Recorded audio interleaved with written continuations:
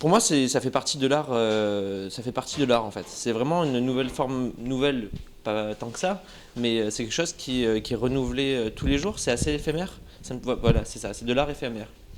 Euh, on peut passer devant un mur, que ce soit au Courjus par exemple ou ailleurs, trouver quelque chose un certain jour, et le lendemain avoir une œuvre complètement différente, faite par un artiste différent. Et c'est ça toute la richesse, je pense, du street art. Justement. Je pense qu'il n'y a pas besoin d'avoir de sensibilité à l'art. C'est à travers les couleurs, à travers les formes, c'est quelque chose qui est très accessible. Donc certes, on va pouvoir, comme sur des peintures, et sur apprécier simplement la peinture pour ce qu'elle est. Et quelqu'un qui va connaître un petit peu plus l'artiste et son engagement va pouvoir comprendre un petit peu ce qu'il y a derrière cette œuvre. Mais en fait, ça peut toucher vraiment tout le monde.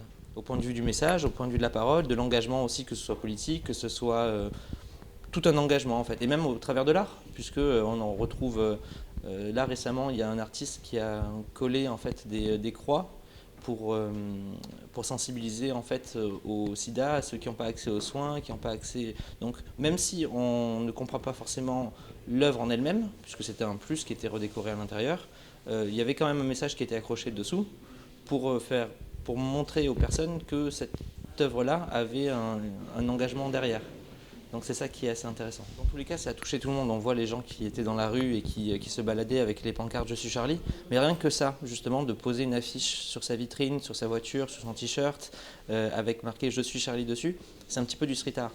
C'est un petit peu quelque chose qui va être éphémère, puisque malheureusement, ça ne restera pas. Malheureusement ou heureusement, parce qu'on veut aussi passer cette étape-là.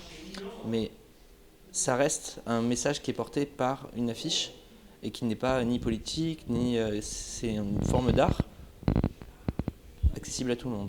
Donc oui, je pense que ça a impacté, oui, beaucoup.